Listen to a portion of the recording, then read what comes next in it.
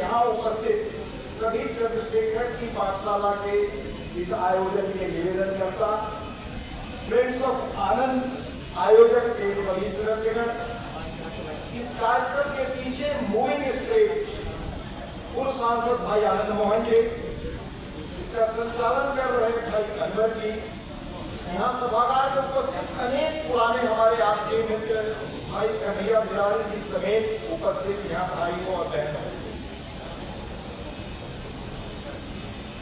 आज चंद्रशेखर जी की 17वीं पुण्यतिथि के अवसर पर सबसे पहले मैं उनकी स्मृति को प्रणाम करता हूँ। बहुत संक्षेप में मैं उनके जीवन के बारे में, जो आप उससे बेहतर कई लोग उनके बारे में जानते हैं, बताना चाहूंगा। 17 अप्रैल 1927 को जन्म और 80 वर्ष की उम्र में 8 जुलाई 2007 को वह नहीं रहे। देश के सबसे नाजुक मोड़ पर, जब देश बिल्कुल आर्थिक रूप से बैंकक्रप्ट होने, कंगाल होने के कगार पर था और पिछले 25-30 वर्षों की आर्थिक नीतियां जो 80 के बाद चल रही थी उनके कारण कंगाल होने के कगार पर था, तब जिस व्यक्ति ने देश को बचाया, जो देश आज दुनिया की आर्थिक महाशक्ति होने का सपना देख रहा है, ये श्रेय सिर्फ चंद्रशेखर को है, ये याद रखिए। वह देश के आखिरी प्रधानमंत्री रहे, बड़े नाजुक मोड़ पर अनेक चुनौतियों का उन्होंने सामना इन्हीं कम समय में किया। 15 वर्ष की उम्र में 1942 में बलिया बगावत में छात्र के रूप में उनकी हिस्सेदारी थी। इससे उनकी राजनीतिक और सामाजिक चेतना हम समझ सकते हैं। उनका राजनीतिक जीवन लगभग 65 वर्षों का रहा। 1942 से 2007 तक का सक्रिय 15 वर्ष तक वो राज्यसभा के सदस्य रहे। 1962 से 1977 तक, 1977 से 2007 के बीच लगभग 8 बार उन्होंने बागी बलिया से लोकसभा में सांसद के रूप में प्रतिनिधित्व किया। एक बार 84 से 89 के बीच वह चुनाव हारे या हराए गए। इस तरह 40 वर्षों तक वो भारतीय संसद के सदस्य रहे। उच्च सदन और लोकसभा के इन 40 वर्षों में हम याद रखें, सिर्फ 3 वर्ष वो भी केंद्र में सत्तारूढ़ पहली गैर कांग्रेसी सरकार वाली जनता पार्टी के वो अध्यक्ष रहे और लगभग 7 माह 10 नवंबर 1990 से 6 मार्च 1991 तक देश के प्रधानमंत्री रहे और लगभग 3.5 महीने 6 मार्च से 21 जून 1991 तक केयर टेकर प्रधानमंत्री। इस तरह 65 वर्ष के राजनीतिक जीवन में, अपने सक्रिय राजनीतिक जीवन में वह सिर्फ और सिर्फ 10.5 माह सत्ता में रहे और देश में अब तक वह पहले आदमी है जो सीधे प्रधानमंत्री ही बने। लगभग 3 वर्षों तक जनता पार्टी के अध्यक्ष का कार्यकाल आप हटा दें तो लगभग 37 वर्ष सांसद रहे। 65 वर्षों के लगभग उनके राजनीतिक जीवन में ये कुछ वर्ष आप हटा दें तो 62 वर्ष लगभग सत्ता से बाहर ही रहे। इनमें से 10 वर्ष वो 65 से 75 के बीच कांग्रेस में रहे और कई बार मंत्री पद का ऑफर देने के बाद भी उन्होंने संगठन में काम करना चुना। अगर इसे हटा दें तो 52 वर्षों तक उन्होंने सिर्फ और सिर्फ विपक्ष की राजनीति की। आज हम इसे याद नहीं। अपने जीवन में कभी उन्होंने कोई दल नहीं छोड़ा, दलों ने उनको छोड़ा। यह है उनके जीवन की एक बड़ी छोटी सी झलक। जब आज उनकी स्मृति के अवसर पर हम एकत्र हैं तो हम क्यों किसी की स्मृति मनाते हैं और क्यों मनाना चाहिए? क्योंकि उस व्यक्ति से हम कुछ अपने जीवन के लिए, समाज के लिए सीख सके, इसलिए हम स्मृति किसी की मनाते हैं। और चंद्रशेखर इस रूप में देश के जो प्रेरक लोग हैं उनमें से एक है। 1990 का दशक, जैसे मैंने कहा, प्रधानमंत्री के रूप में बहुत कम लोग याद रखते हैं, पर देश को उनके फैसलों ने दिशा दी। आज देश बैंकरप्ट होने से बच पाया तो ये श्रेय उनको है।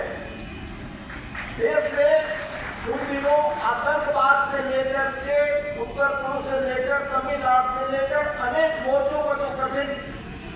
चुनौतियों को झेला, उनके सूझबूझ और दृढ़ नेतृत्व ने इन सबका कम समय में समाधान निकालने का भरसक प्रयास किया। और आप जानते हैं उनकी सरकार इसलिए निकाली पूरी जिम्मेदारी से, और अनेक तथ्य हैं जो मैंने पुस्तकों में लिखा है और प्रमाणित तथ्य और अभी के पुस्तकों में कहे आए हैं, मैं डिटेल में नहीं जाता, पर उनकी सरकार इसलिए गिराई गई ताकि अयोध्या का हल निकालने का श्रेय उनको न मिल सके। नहीं तो बातचीत से श्रेय निकालने के करीब वो पहुंच सके थे, इसलिए सरकार की जो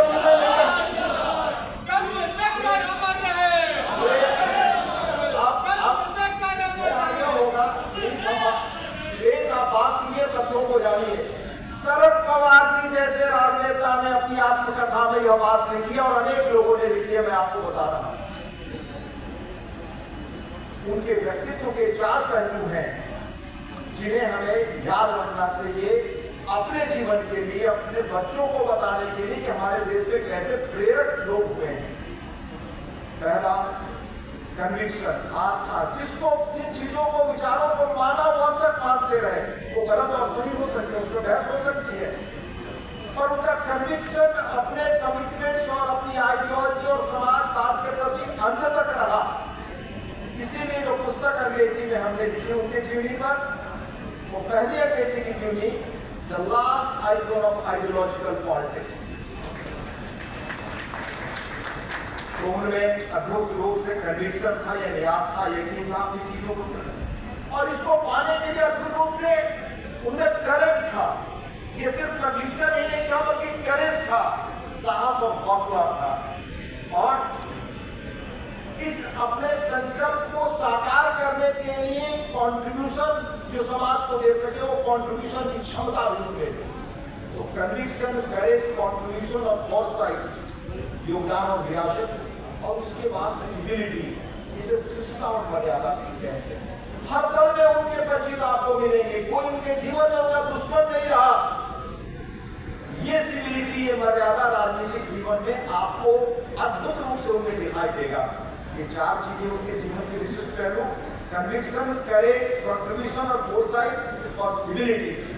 मैं सिर्फ एक पक्ष पर आपके सामने अपना विचार आज रखूंगा, वो उनके करेज के बारे में। बहुत संक्षेप में साहस का जब से मैं साहस की परिभाषा कभी ढूंढ रहा था कि साहस कहते हैं किसे। मुझे अमेरिकन दार्शनिक, एक अमेरिकन फिलॉसफर की वो परिभाषा मिली जो कभी अमेरिका में बड़े जाने माने वहां के सीनेटर रहे और एक टाइम युद्धबंदी थी। उन्होंने लिखा, अंग्रेजी में लिखा है, define courage as a brief, जो हार्वर्ड बिजनेस रिव्यू में छपा, define courage as a brief that rare moment of unity between conscience, fear and action, when something deep within us strikes the flint of love, of honor, of duty to make a spark that fires for resolve. अगर हिंदी में आप उसे पूछें तो इसका भावार्थ क्या है? जीवन का वह दुर्लभ क्षण, यानी साहस है क्या, करेज है क्या? जीवन का वह दुर्लभ क्षण, अवसर, जब आपकी आत्मा विवेक और भय के बीच एक समन्वय हो, एकता हो, और आप जिन चीजों के प्रति जीवन में समर्पित हैं, जिनके प्रति आपकी प्रेम और अगाध आस्था है, उनके प्रति, उन आदर्शों के प्रति, अपने आत्मसम्मान के प्रति, और जो फर्ज समाज का बाध्य करते हैं, उन सबसे मिलकर जो आपके अंदर संकल्प पैदा होता है, उस संकल्प की आग को आप जब प्रज्वलित करते हो, रेयर मोमेंट करेज के बारे में दिखाई दिया जाता है। और चंद्रशेखर करेज के जीवंत जीवित उदाहरण, मैं आपको 2 उदाहरण सुनाता हूँ उनके जीवन से। आप जानते हैं जब वो कांग्रेस में गए, कांग्रेस में उनकी सक्रियता 65 से लगभग 74-75 तक रही, जब वो कांग्रेस वर्किंग कमेटी के चुने हुए मेंबर के रूप में गिरफ्तार किए गए। यह पहली घटना थी इतिहास की। तो जब वो कांग्रेस में गए तो बहुत, आप जानते हैं कि उनकी भूमिका युवा तुर्क के रूप में, जो कांग्रेस बिल्कुल अपने कमजोर दिनों की ओर, बिल्कुल एक, आप देखेंगे 62 के बाद कांग्रेस की हालत देश के अन्य हिस्सों में बड़ी लगातार कमजोर होती जा रही थी। तरह तरह के अंतर्विरोध, तरह तरह के आरोपों प्रत्यारोपों से कांग्रेस घिर रही थी। उन दिनों चंद्रशेखर जी ने युवा तुर्क के रूप में पूरे देश में कांग्रेस को भी नई गति और ऊर्जा दी। युवा तुर्क के रूप में उनकी भूमिका को दुनिया ने सराहा, उस पर अनेक चीजें लिखी गई, मैं उस पर नहीं जाना चाहता। और वो अपने कन्विक्शन में, अपने संकल्प में कितने क्लियर थे, इसका उदाहरण आपको बताना चाहता हूं। उन्होंने उन दिनों राज्यसभा में अपनी बहस से कांग्रेस वर्किंग कमेटी में अपनी पत्रिका यंग इंडिया निकालते थे। कम ऐसा होता है विद्रोह, जब वो पत्रिका में एडिटोरियल जो लिखते थे वो सारे बड़े अखबार, विद्यार्थी के रूप में मैंने 72 से 74 में देखा है, तो सारे बड़े अखबार, हिंदुस्तान टाइम्स हो, times of India, statesman, Indian express, उनके बैनर हेडलाइन बनते थे। ये उनके लेखन और कमिटमेंट की ताकत है।